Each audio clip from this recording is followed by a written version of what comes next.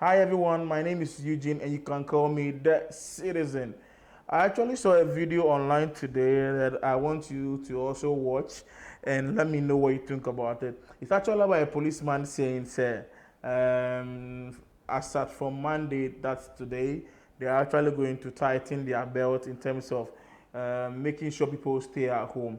But I also have a little, I wouldn't say I don't agree with him, but I would say if the measures everybody is talking about, especially the president of the Ghana, His Excellency Nana Addo Dankwa Akufo-Addo, is actually doing exactly what he needs to do. I think this shouldn't be. They shouldn't even come out to say that we are actually going to tighten up. No, no, no, no. You watch this video and let me know what you think, right? Now we have entered the third week, so we expect everyone to stay at home. If they refuses to stay at home, now we are going to arrest people that we see lottery. We expect everybody to respect the presidential order. Yes, we also expect everybody to respect the presidential order. But believe you me, we have people who are still working, who are like, especially health workers. We have restaurant operators. We have some essential need, like people who even produce water for us, like the pure water companies. We have a lot of other people that need to be out there to make sure that we are on lockdown will get all the essential needs we need. But my major issue with this thing is, let's take it the fact that you're a health worker, right?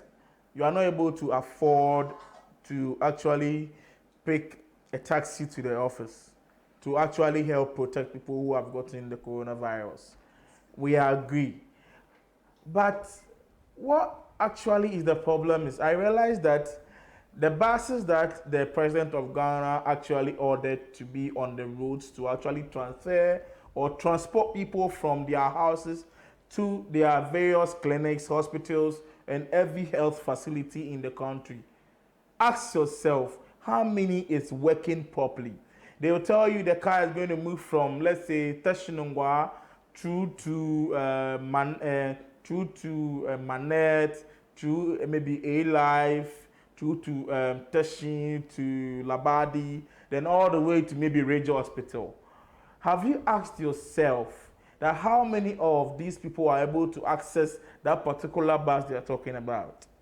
I can't afford to actually use a taxi to the office every day to help fight coronavirus as a frontliner.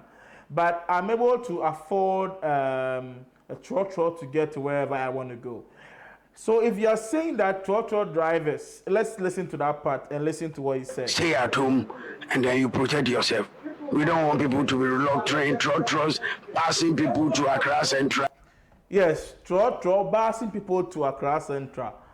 Mr. Policeman, I'm not saying I don't agree with you. I'm saying that if that be the case, let's make sure we put down all the safety and necessary measures we need to make sure that trotro drivers don't work, because there's a transportation for everybody who is supposed to move from one point to the other. You get what I'm saying? Let's make sure, say, if we are not making taxi drivers, we are not making Uber drivers work, there is adequate and sufficient means of transport by any means. Because I realized City TV actually started the van business. They wanted to actually help with their own income to transport people from wherever they are to actually wherever they are going to in terms of the health workers or the frontliners. Then quickly the government came in and said, you know what, City TV, stop, I will do it. So if the government comes in and I will do it, I expect that the government should be doing far better than City TV. Or better off, allow City TV to also let their van still work. While the van is working, no problem, you add your own. And also encourage other transport services to allow health workers to even enjoy some of their buses to their hospitals. Because if that is actually done, it means that the pressure on you, the government, becomes small, because other entities are also supporting this whole initiative of transporting health workers, frontliners, people who are selling food for us to buy. Because believe you me, not everybody can cook. If you can't cook, it doesn't mean you shouldn't eat. You're a Ghanaian. The only way you can eat is rely on those who sell. And if those who sell are told to also go back home, then means we are going to die of starvation. Let's listen to what he said finally before we leave. We are not going to allow that. So from tomorrow, we are going to be tough on them. From tomorrow going, we are going to be tough on them.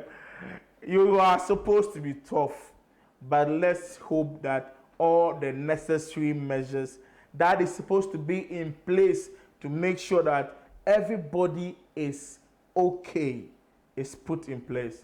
This has been your man, Eugene. This is Ekum Sin. You can call me the Citizen. Catch you on the flip side.